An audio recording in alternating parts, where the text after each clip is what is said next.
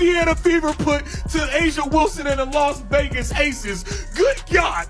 That's for Caitlin Clark. That's for the fans. That's for voting Caitlin Clark ninth as the ninth best guard in the league. That's for the fans again. That's for thinking you was going to come to Indiana and win today. That's for the 16 times you beat us before. That's for the game we blew in Vegas. The Indiana Fever put belt to ass on the Las Vegas Aces. Oh my God, I got to wear the belt. What happens in Vegas usually stays in Vegas. Unless, of course, you just got clowned by the Indiana Fever on national television. Aya Wilson and Chelsea Gray went from looking like confident queens to resembling contestants on Wipeout, leaving fans and the internet in shock. Was it a case of underestimating the Fever, a bad batch of Gatorade, or simply Indiana serving up a fresh slice of humble pie? Whatever the reason, this collapse was louder and messier than a jackpot spilling across a Vegas buffet. Tell you, the Indiana Fever just put belt to ass, bruh, to the Las Vegas Aces, dog. Smash that like button for your boy, man. It is up and it's stuck, dog. I just gotta keep it real, dog. What the Indiana Fever displayed today was simply amazing, bro. I just gotta be honest, on so many levels. Excellent display of basketball. Guys, just lights out, bro. Lights out. Another big time win without Caitlin Clark, and I'm just lost for words, bro. If you're enjoying the content, don't forget to subscribe to Hoops Haven. Your support means more than you realize. After that debacle, Aya Wilson might want to call for a full-blown team exorcism, because whatever possessed the Las Vegas Aces that night needs to be named, identified, and permanently banished. This is the same squad that once struck fear into every opponent, yet somehow looked like they were tripping over their own shoelaces and dishing out turnovers like free drink vouchers on the strip. They didn't just lose. They gave us a masterclass in how to completely unravel in real time. Perspective, we bring in WNBA analyst Carolyn Peck. And Carolyn, you were at that game just now. Look, the Fever have been on a tear. They've won 2 in a row, a 25-point blowout of the Lynx in the Commissioner's Cup final, and then 27 against the Aces in this one. And both of those games without Caitlin Clark. How is Indiana getting this done right now? Look, I think that Indiana is even more dangerous when Caitlin Clark doesn't play because she's a ball-dominant guard. The ball's in her hands a lot, so you know what you need to try to take away. But when you look at Indiana now, they've got so many weapons. And Kelsey Mitchell is playing out of her mind. Aaliyah Boston, I talked to Stephanie White before the game. She said in year one, Aaliyah Boston was back to the basket. This wasn't just a rough day at the office.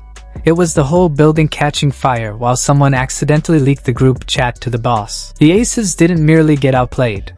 They were flat out exposed by a team many had dismissed as Caitlin Clark and the background dancers. Instead, the Fever showed up with purpose, suited up with confidence, and steamrolled a franchise once synonymous with dominance. Coach, I asked Asia this as well, but what do you even say to your team after a showing like this one? I'd imagine, I know you believe that your team is kind of better than what you saw on the court tonight.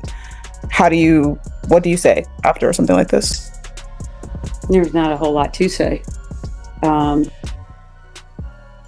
That's a complete lack of professionalism to come in here with that effort.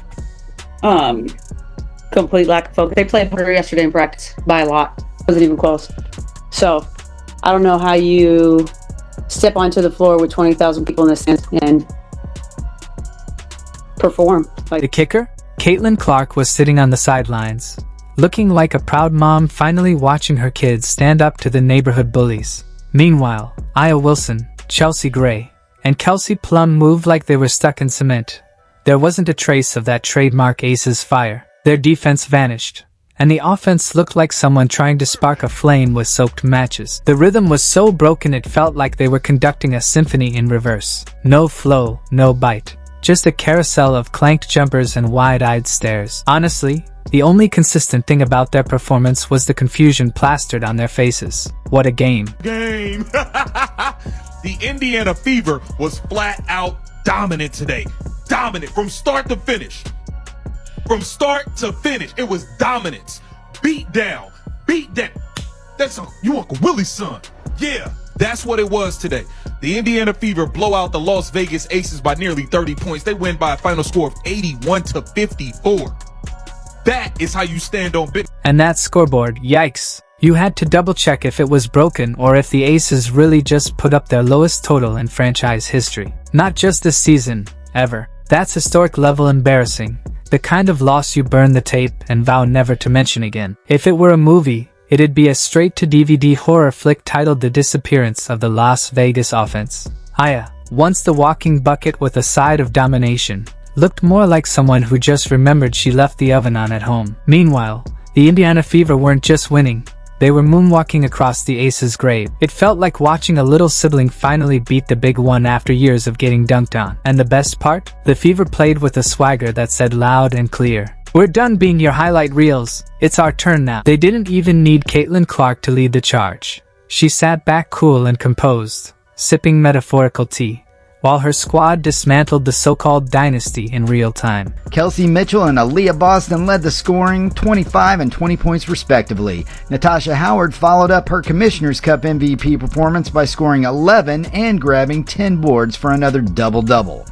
Caitlin Clark, who has now missed 4 games in a row, has seen her teammates respond by winning 3 of the last 4 games. And over that span, the Fever have averaged 81 points per game and giving up only 71 points per game. The Fever are now a game above 500 at 9-8 with momentum and a long homestand. Fever head coach Stephanie White has stated they will not rush Clark's return as she does not want this injury to linger and come back. Let's talk about that so-called dynasty for a moment. The Aces entered the season draped in glitz, glamour, and the arrogance of a team convinced their only real opponent was boredom. Yet here they are, sitting below the Indiana Fever in the standings. You read that right, the Fever, the so-called rebuilding. Maybe next year. Squad is ahead of Las Vegas. That's not a plot twist. That's a Shakespearean tragedy disguised as a blooper reel. This was supposed to be the three-peat chase, but instead, the Aces are chasing answers. What happened to the defensive juggernaut? Where did the transition buckets go? And why does every possession feel like they're fumbling through a Rubik's Cube blindfolded? What remains is stunned silence, empty stares, and the occasional headshake, as if watching a crime scene in progress. Meanwhile, across the court, the Fever played like they'd been waiting their entire careers for this exact stage. With Caitlin Clark chilling on the bench, looking like a proud CEO watching her startup go public, the rest of the Fever roster went out and proved a point. They don't just belong, they're here to dominate. I want you to look me in the face, right in the eyes. The Indiana Fever are arriving, right on schedule, right on time. Caitlin Clark not in the lineup, handling the business anyway. The Indiana Fever put belt to ass on the Las Vegas Aces. Don't go to Indiana, some shit might go down, was once said by Asia Wilson. And she was correct. This was a beat 'em down. The Aces held to a grand total of 54 points as the defense carries over from the Commissioner's Cup game, and the Indiana Fever have the league spooked. The Indiana Fever have the entire league spooked. They've proven they're not just a one-woman show.